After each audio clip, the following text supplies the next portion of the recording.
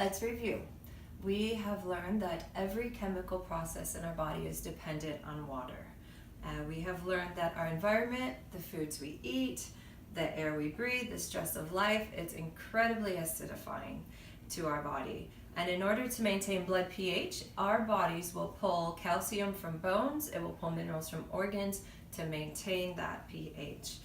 Filling our body with alkaline, ionized water is going to give your body the resource it needs to continually be cleaning out cells in our bodies and allow it the hydration it needs. So let's talk antioxidants. You hear a lot about antioxidants and free radicals. I have talked a lot about antioxidants and free radicals just in conversation, and honestly, I never actually understood what they are. So let's do another chemistry lesson so we're all on the same page and understand exactly what we're talking about. Now, in chemistry, atoms, they are made up of a certain number of neutrons and protons surrounded by electrons. When two atoms join together, their electrons join, and that creates a molecule. Now, when a molecule loses an electron when it isn't supposed to, that's what a free radical is. And the free radicals can cause damage and even kill cells in your body. So here's what an antioxidant is. An antioxidant is a molecule full of extra electrons. So it can go into your body, it can give those free radicals the electron that it's missing, and therefore neutralize that free radical. Let's talk oxidation. So think about an apple that browns, think about a nail that rusts. That's oxidation. The food we eat, the air we breathe, thinking is oxidizing to our body. So we need a constant supply of antioxidants going into our body to neutralize those free radicals. Now I have something here. It's called an ORP meter. And what that stands for is oxidation reduction potential. Now what this is going to do is a positive number on the ORP meter means that something is oxidizing. That's not good. What we want is antioxidant, anti-oxidizing. So we're looking for a negative reading on this ORP meter. Now these are all the waters that we looked at last time when we tested the pH. I have them here again, and we are going to look at the ORP of these waters and different liquids. Notice how oxidizing air is.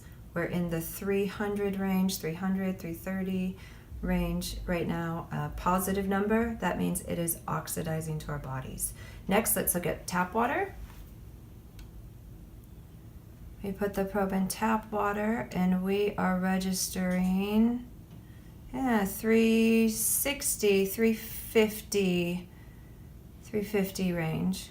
Okay, give it a little rinse and we'll put it in the Dasani. Dasani is 330, 320. Yep, between 330 and 320. Okay, 315. Okay, let's try the Ice Canyon water. Now all these are positive numbers, mind you, so far, for those of you who are just listening and not watching. Ice Canyon water, spring water, supposedly spring water. We're at 296, 295. We'll say 290 because it's dropping slowly. Let's try smart water. Smart water is 330 range, 320. Okay. Let's see what Sprite does. Sprite 489. Let's try Gatorade. Gatorade 464, 465, 467, around that range. And we have the vitamin water. Vitamin water, which is extremely oxidizing, for 420. A little less than the Sprite and Gatorade, but still awful.